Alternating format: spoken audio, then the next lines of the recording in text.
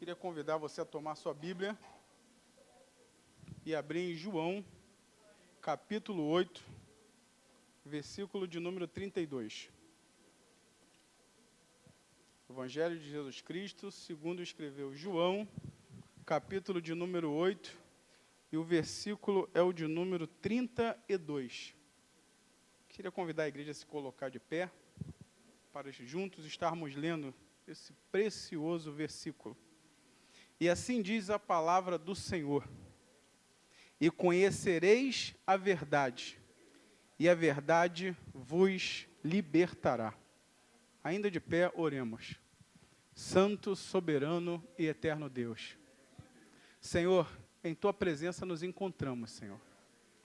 A Tua palavra, Senhor, foi lida, e eu lhe peço, ó Deus, nesse momento, o Senhor venha, ó Deus, preparar os nossos corações para receber essa preciosa semente, Senhor. Ó Deus, que seja Tu, ó Deus, a falar. Dai-nos, ó Deus, conhecimento, alimento que desce direto dos céus. Que Tu possa, Senhor, nesse momento, nos preparar, ó Deus, para receber algo da Tua parte, Senhor. Algo, Senhor, que temos certeza que irá, ó Deus, nos abençoar. Algo, Senhor, que irá nos transformar, que irá impactar, ó Deus, as nossas vidas, Senhor. Precisamos, ó Deus, sentir a Tua presença. Precisamos, ó Deus, ouvir a Tua voz. Precisamos, ó Deus, sentir, ó Deus, o Teu mover sobrenatural. E nesta noite, Senhor, a Tua igreja se reúne, ó Deus, para Te adorar. Ó Deus, derrama, Pai, da Tua presença. Fala conosco de forma especial. É o que lhe pedimos e já Te agradecemos no Teu santo e glorioso nome. Amém. Tome seu assento. Vencendo o misticismo. Em muito me alegrou o coração quando recebi o convite, pastor Eliel, para poder estar compartilhando com os irmãos nesta noite um pouco daquilo que o Senhor tem nos acrescentado a cada dia. Poder dividir um pouco do conhecimento que herdamos dos pais. E eu fui me aprofundar. E o tema é muito interessante, muito polêmico, vencendo o misticismo. E alguns historiadores, alguns pesquisadores tendem a separar, mas a grande maioria acaba por quase reconhecer um conjunto entre o misticismo e a superstição.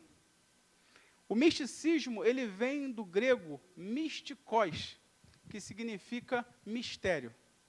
Logo, um místico é aquele iniciado na arte de tentar compreender aquilo que é mistério. Se nós buscarmos agora uma tradução ou assim o significado para superstição, nós vamos ver que Jerônimo, na Vulgata Latina, traduziu os referidos termos de superstitio, que significa superstição, que é religião falsa, culto falso, excessivo receio de deuses, adivinhação, arte de predizer o futuro. Podemos assim chegar à conclusão que misticismo religioso e superstição religiosa é um conjunto de crendices apoiadas na ignorância, no desconhecido e no medo. Nada tem a ver com a fé que professamos. Portanto, o vocábulo superstição designa um sentimento religioso, fundamentado na ignorância, no medo de coisas sobrenaturais e na confiança em coisas ineficazes. Trata-se, por conseguinte, de uma crendice popular, baseada em crenças infundadas. E aí a gente começa a aprofundar, a gente começa a pesquisar, a gente começa a buscar, e logo vem os famosos exemplos. O que seria esse misticismo, esta superstição em nosso dia a dia? O pastor Eliel citou aqui um exemplo da sua infância, o qual o povo tinha que ficar com os dedos cruzados, não é isso? E a gente vai ver logo alguma coisa que hoje em dia usamos ainda. Exemplo, quem é que nunca foi em algum lugar visitar alguém, às vezes até mesmo em algum escritório, e a pessoa, antes que você saísse, ela diz a seguinte frase: deixa eu abrir a porta para você voltar. É uma coisa que não existe. Isso é um simples ato de educação, de etiqueta. Você vai abrir ali gentilmente a porta para aquela pessoa. A gente vai ver aqui a questão, principalmente os homens que têm o hábito de apertarem as mãos, o aperto de mão cruzado. Você já viu alguns irmãos, posso dizer alguns irmãos, você vai apertar a mão, se cruzar o aperto, o irmão dá um pulo para trás. Não! Aí espera. Gente, não existe. Aí a gente vai pesquisar um pouco mais. Quem lembra aqui daquela questão do chinelo virado? Ninguém poderia deixar o chinelo virado, porque senão a mãe morreria. E aí eu fui pesquisar, e a origem disso foram as próprias mães na antiguidade, que ensinaram isso aos seus filhos, a fim de que esses não deixassem os chinelos virados, para evitar que os chinelos ficassem sujos, bagunçados. Então, quando elas espalhavam essa história, logo os filhos tinham medo. Se eu deixar meu chinelo virado, minha mãe vai morrer. Então, ele corria lá, virava. Eu já fiz isso na infância. Virava e a gente ajeitava. A gente indo um pouco mais além, a gente pode ver algumas coisas, por exemplo, verruga no dedo.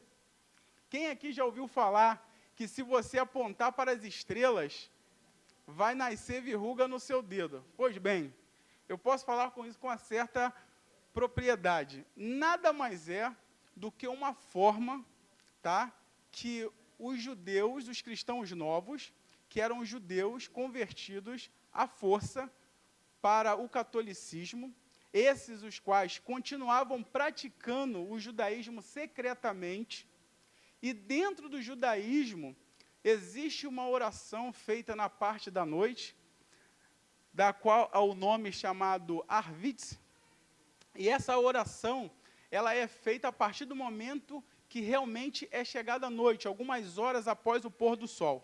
Sendo que hoje em dia existe relógio, e antes não existia.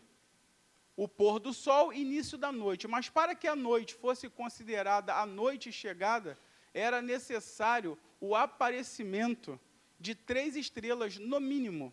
Então, quando a terceira estrela aparecia, logo era considerado noite, e o horário da oração era decretado. Poderia ser feita essa oração. Então, o que acontece? Os judeus tinham o hábito de ficarem contando as estrelas. Uma ali, outra, 2, ainda não tem a terceira. As crianças viam e ficavam apontando. Logo, os padres observavam essa prática, as crianças fazendo, eles falavam o quê? Logo eles raciocinavam e entendiam. Essa família continua praticando o judaísmo. Os pais, sabendo disso, espalharam para as crianças que não se poderia apontar para as estrelas, porque senão nasceria verruga. Dessa orientação surgiu toda essa fama que se espalhou por nosso Brasil, de que apontar para as estrelas surge verruga no dedo. E aí a gente vai se aprofundar mais.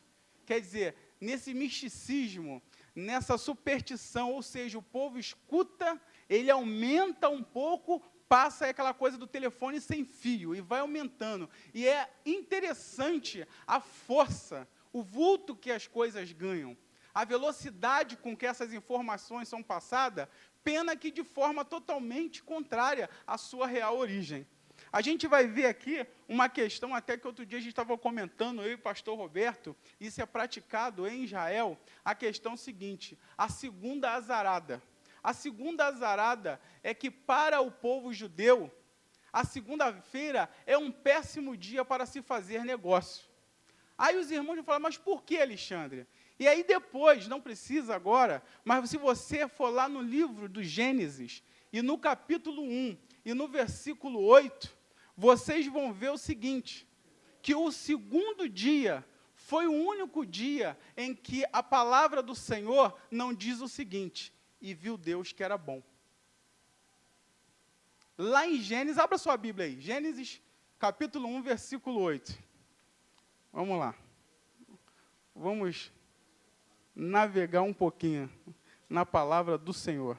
Gênesis capítulo 1, versículo de número 8. Está aqui. E chamou Deus a expansão céus, e foi a tarde e a manhã o dia segundo. Olha aí, ó, que coisa interessante. Isso, vamos lá. Então, do 6 a 8. Versículo 6. E disse Deus, haja uma expansão no meio das águas, e haja separação entre águas e águas. Versículo 7. E fez Deus a expansão, e fez separação entre as águas que estavam debaixo da expansão, e as águas que estavam sobre a expansão. E assim foi. Agora versículo 8. E chamou Deus a expansão céus. E foi a tarde e a manhã o dia seguinte. Ou seja, não houve comentário. E viu Deus que isso era bom. Aí, se vocês continuarem lendo, vocês vão ler aí um pouco mais à frente, que Deus, em todos os outros dias, ele faz o comentário. E viu Deus que era bom. Agora, existe um dia em especial. Alguns judeus vão falar da terça-feira, que é um excelente dia, porque é o primeiro dia após esse dia de silêncio, em termos de ser bom. E aí ele fala que foi bom, então terça. Mas a sexta-feira é algo especial. Porque se você for ver lá no versículo 31 desse mesmo capítulo que você está aí, com a sua Bíblia aberta, que é aqueles que ainda não fecharam, no versículo de número 31, diz o quê? E viu Deus quanto tinha feito. E eis que era o quê? Muito bom. Não era só bom, era muito bom. Era muito bom. Então, o sexto dia, ele não é bom, ele é muito bom. Se ele é muito bom, o judeu entende que é nesse dia que serão fechados os melhores negócios. Por quê? Porque é muito bom. Entendeu? E esse dia, ele antecede o Shabat, que é o dia do descanso. E logo a gente vai saber que sempre durante uma guerra, um confronto, depois da vitória, sempre vem o quê? O descanso. E se o dia do descanso é o sábado, é o Shabat, a sexta-feira, o dia anterior, é o dia de vitória. E o Senhor afirma aqui que foi muito bom. Uma coisa que é muito interessante e vale a pena nós falarmos aqui de uma prática que hoje se tornou etiqueta social. É o hábito que nós temos de quando uma pessoa espirra próximo de nós, o que é comum se falar. Por quê? Imagina eu aqui, atchim, aí vem alguém, saúde. E aí o camarada quase morre, tossindo. E ninguém fala nada. O pessoal olha e fala, ih, está mal. A saúde é pelo simples fato de espirrar? Aí você vai pesquisar. Aí você vai entender que os povos antigos acreditavam que o espírito do homem residia na sua cabeça. E que a partir de um simples espirro, este espírito poderia sair e essa pessoa vir a falecer. Logo, as pessoas quando espirravam, alguém fazia o quê? Uma prece, que seria para eles o suficiente para fazer com que aquele espírito que estava saindo retornasse para o seu lugar. E aí começou aquela questão de quê? Começou aquela questão de saúde, Deus te crie. E até mesmo os mais eruditos, conhecedores então, falavam em latim, Dominus caetum, que o Senhor te crie, que o Senhor te abençoe. E esse hábito foi-se também, se é para falar, para Israel. Em Israel é comum, quando alguém espirra, o judeu ouve e fala, Raim.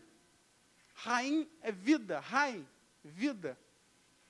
O termo que se usa, ame Israel, Rai, que viva Israel. Então, quer dizer, uma coisa, uma prática que veio da parte ocidental e foi levada também para Israel. Então, em Israel também é praticado isso e muitos não sabem por quê. Espirrou o camarada, Raim, aí tu, a vida. Isso tudo é uma questão de prática. Adotamos praticamos e não sabemos o seu fundamento. Interessante isso. Interessante, se formos falar aqui, eu acho que cada um de nós vai lembrar de um misticismo, de uma superstição. Mas eu quero, nesta noite, focar em algo que vem assim com um contexto um pouco mais espiritual. Eu quero agora convidar os irmãos a nos aprofundarmos, irmos para águas mais profundas do conhecimento. Vamos assim tentar entender da onde surgiu a astrologia, para chegarmos no zodíaco, para os irmãos entenderem a gravidade disso tudo. A astrologia, ela teve início no povo caldeu. Região dos caldeus, região que ficava, virando aqui para os irmãos saberem, Eufrates, Rio Tigre. Entre esses dois rios, na parte de baixo, ao sul, ficava a região dos caldeus. Logo, a leste do Eufrates e a oeste do Tigre. Por que fala-se muito Tigre e Eufrates? Se fosse do nosso ponto de vista, seria Eufrates e Tigre. Porque a leitura na região do Oriente Médio, ela é feita da direita para a esquerda. Por isso que fala-se Tigre e Eufrates. E os caldeus desenvolveram o hábito de buscar nos céus, observando os astros, explicações para coisas que eram místicas, misteriosas, que eles não entendiam. E uma das principais necessidades era justamente as fases de cheias destes dois rios.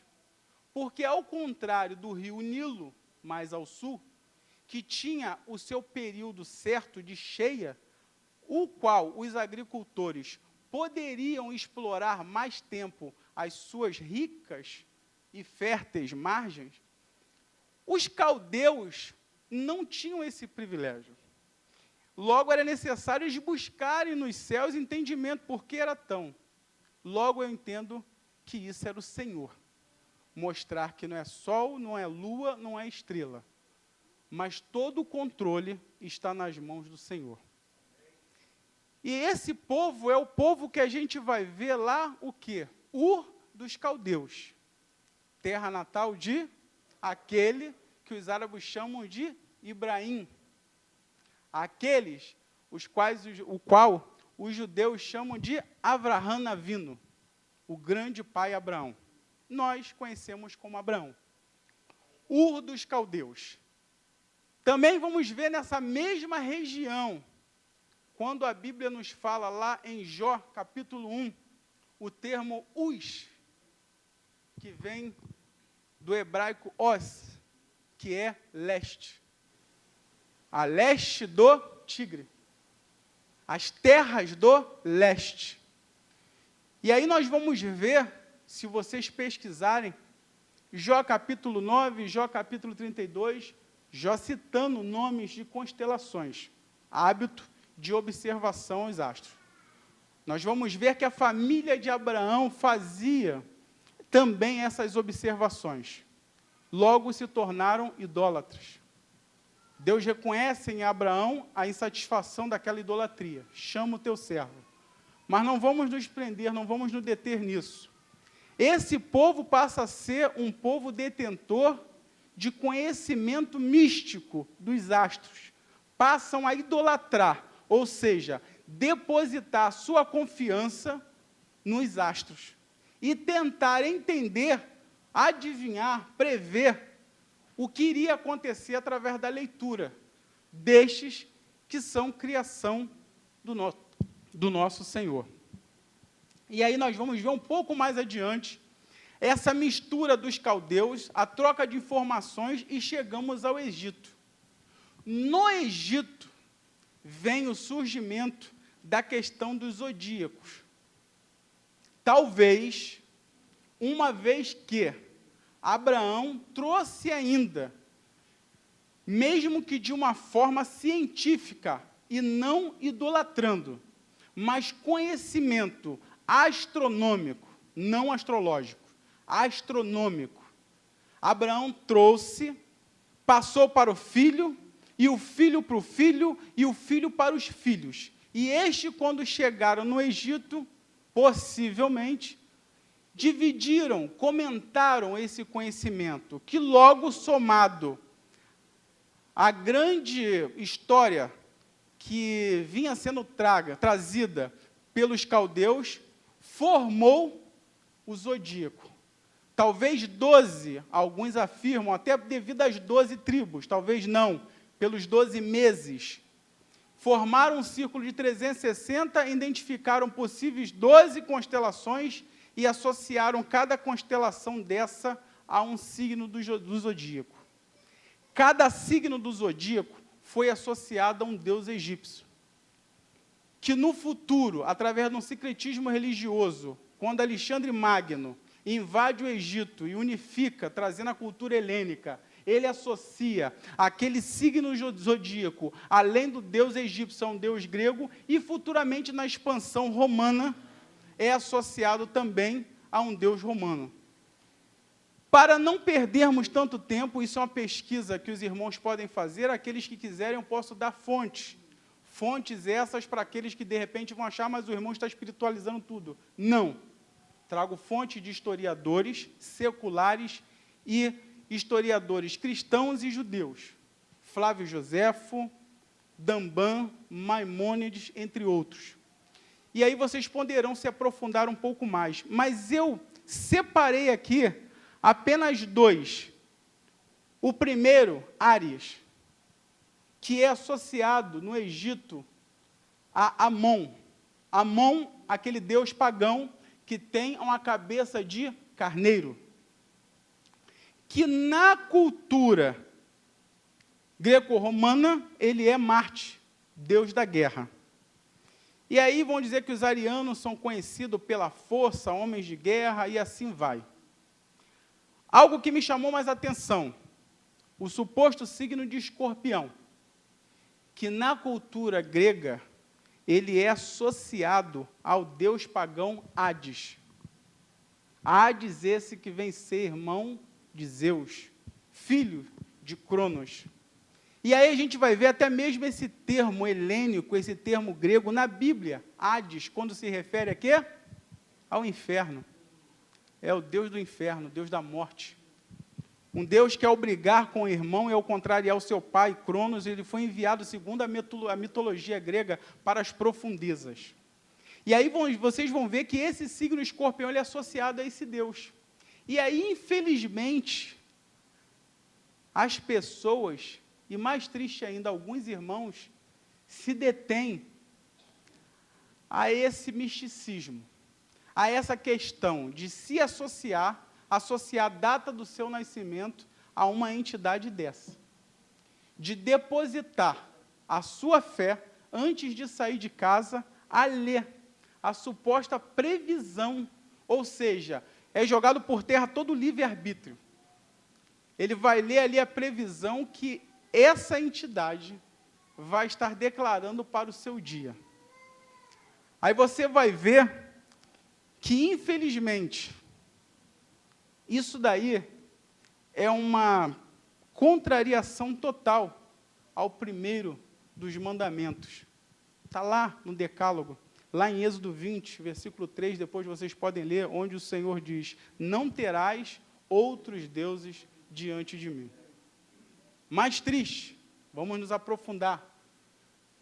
Esse misticismo chegou às igrejas. Sutilmente, camuflado de objetos, camuflados de utensílios, muitas vezes extraídos da leitura bíblica. Aí nós vamos ver rosas ungidas, lenços ungidos, garrafas d'água. Nós vamos ver o Senhor citando objetos e coisas, mas em nenhum momento ele atribui àquela coisa ali algum tipo de cura. Em nenhum momento ele passa o crédito da sua ação sobrenatural a nenhum objeto. Aquele objeto ali, ele pode servir até mesmo de lembrete. Ou seja, em nenhum momento é superstição, é misticismo. Talvez você ter em sua casa, talvez você ter no seu escritório um quadro com um salmo, com um versículo bíblico. É um lembrete. Você olha ali, você faz aquela leitura e logo você se regozija, logo você se alegra, logo você se lembra de algo tão precioso que o Senhor nos deu, que é a sua palavra. O perigoso, o que vem camuflado por trás dessas coisas que eu citei, é no momento em que eu pego esse lenço e levo para minha casa e creio que justamente por eu estar levando este lenço, o qual a pessoa ungiu, eu vou estar obtendo a cura para mim ou para um familiar. O perigoso é quando eu pego um copo d'água que foi depositado diante de um altar e acredito que no momento em que eu beber desta água, eu vou ser curado. Eu vou ter a minha vitória. E é nesse momento em que, infelizmente, nós cometemos idolatria, porque a nossa fé passa a ser depositada num objeto. É bem sutil, né? O que tem uma água? É tão inocente. Mas então a minha cura não veio do Senhor. A minha cura veio dessa água abençoada. A gente vai ver, infelizmente, igrejas cultuando anjos. Grandes ministérios foram divididos e destruídos por causa da idolatria a anjos. E aí você vai ver uma única citação que a gente pode citar, lá em Apocalipse 19:10, não precisa abrir sua Bíblia, depois você pode anotar aí, você pode conferir. E é onde diz assim: e eu lancei-me a seus pés para o adorar. Mas ele disse-me: olha, não faças tal, sou teu conservo e de teus irmãos, que têm o testemunho de Jesus. Adora a Deus. Não sou eu que estou falando, é a palavra do Senhor. Apocalipse 19:10. E aí eu quero citar, até pelo tempo, lendo isso, comentando, e vem ao meu coração um benjamita, porque ele mesmo declara isso quando ele traz o seu currículo, lá em Filipenses 3. E esse benjamita, o qual o seu nome é Paulo, em uma de suas viagens, mais propriamente dita, em Atenas, quando ele, após estar nas ágoras, eram as praças, Atenas, que era berço de grandes filósofos, Sócrates, Platão, Aristóteles, Atenas, que sediava a renomada academia de Platão, Atenas, que sediava ali o renomado liceu de Aristóteles, Atenas, que abrigava as famosas ágoras, que eram praças aonde havia uma busca incessante pela verdade. Essas praças onde homens e mulheres, apesar de essa cultura ainda ser voltada para os homens, mas existiam mulheres que também participavam, homens, eles questionavam um ao outro, cada um apresentava a sua tese. E Paulo, passando por tudo isso, e a Bíblia mostra aqui que ele também ali defendeu a sua fé, o seu ponto de vista, chegando.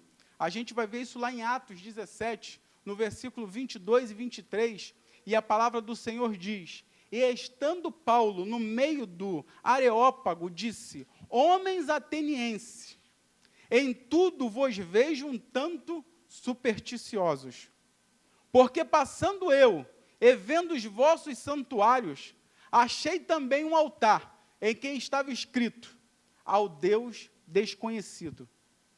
Esse, pois, que vós honrais, não o conhecendo, é o que eu vos anuncio.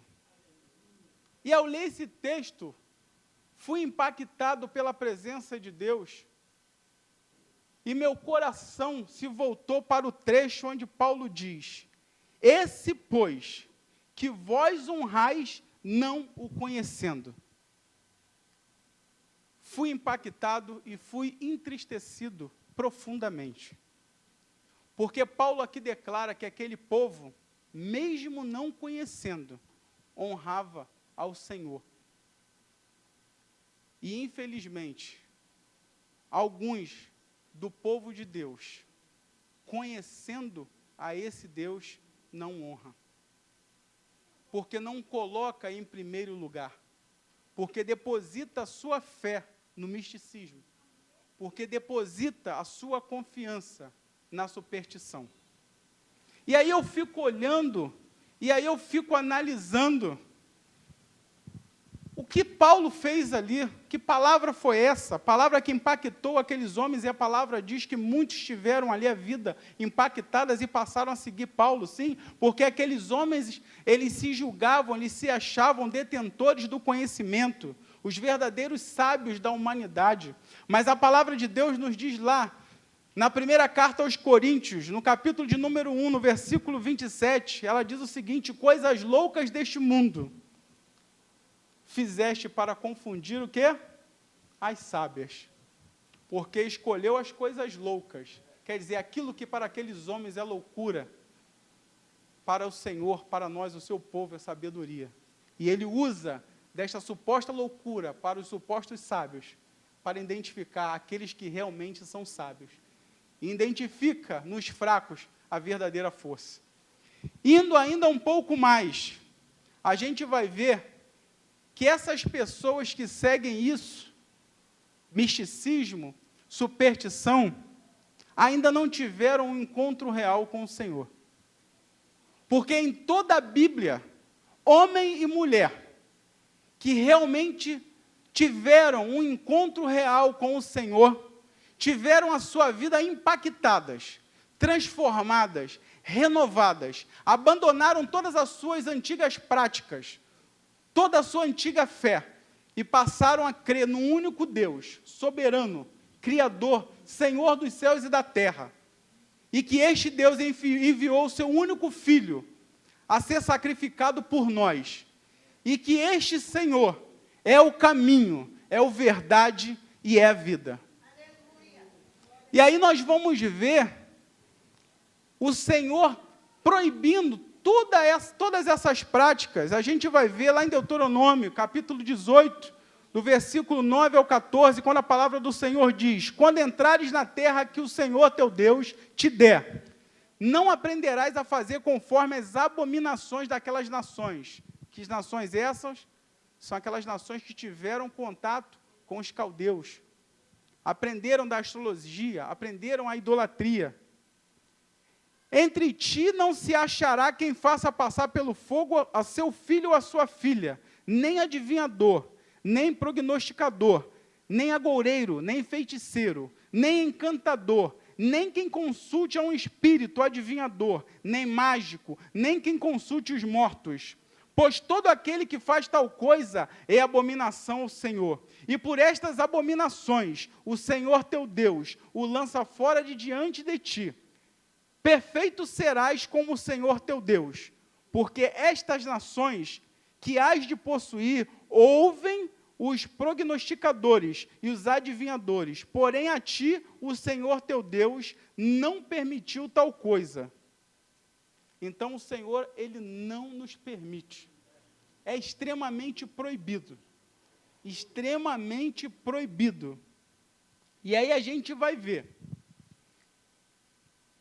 O que é essa verdade, então? O que é esse conhecimento?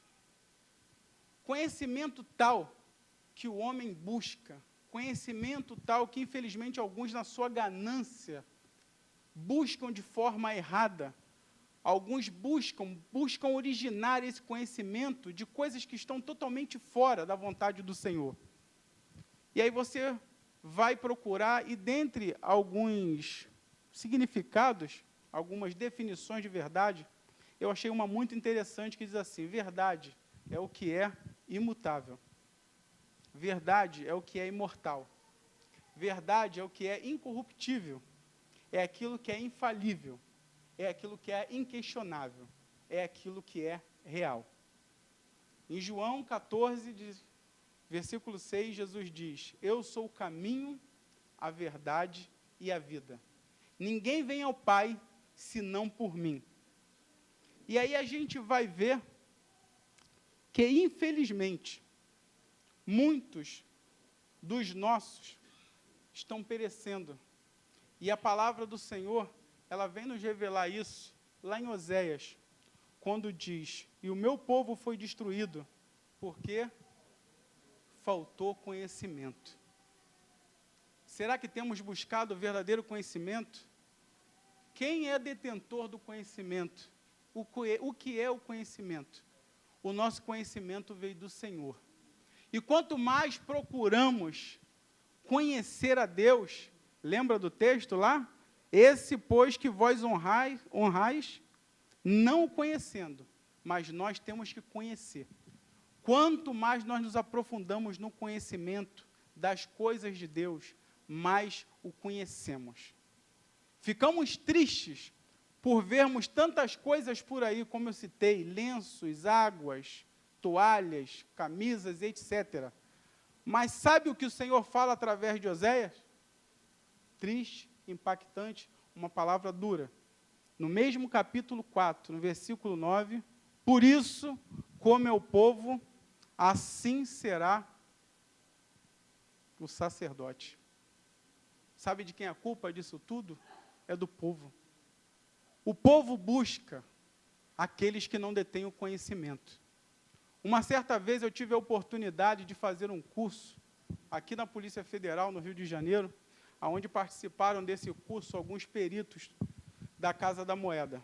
E durante aqueles dias, nos intervalos das palestras do curso, eu lembro que alguns colegas, eles questionavam os peritos, e esse curso era sobre o combate à falsificação.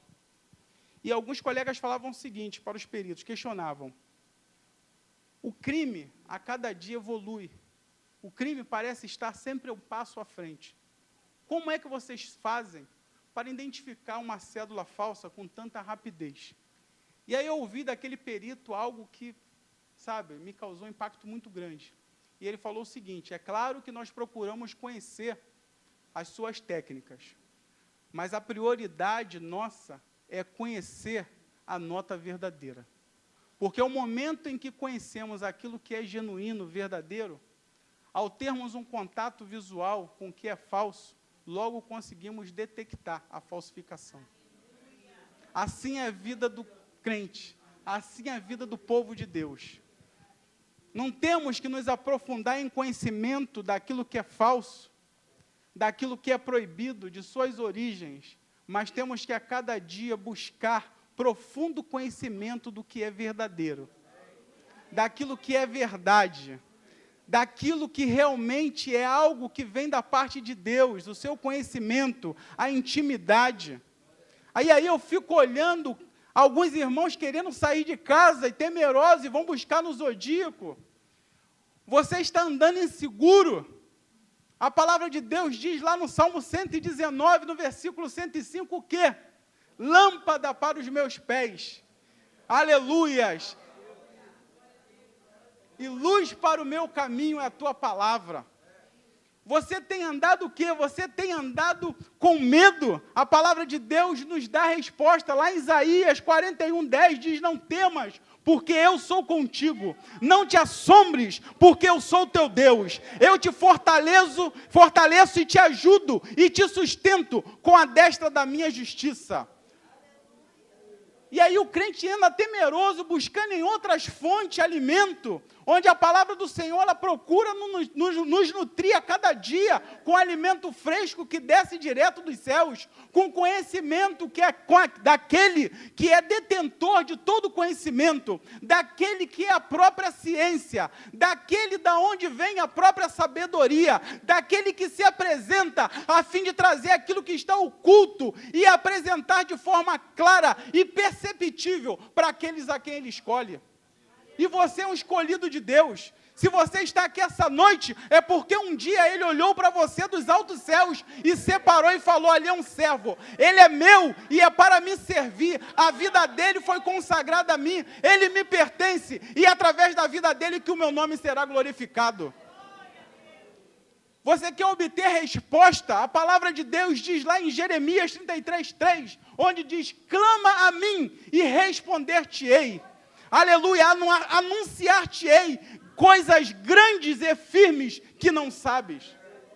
E mesmo assim, o povo insiste em buscar conhecimento, em buscar resposta nos misticismos, simplesmente buscar respostas nas superstições, naquilo que não é agradável ao nosso Deus. Disse Jesus: eu sou o caminho, a verdade e a vida. Em João 8:32, o texto que nós iniciamos: e conhecereis a verdade, e a verdade vos libertará. A igreja de pé, por favor.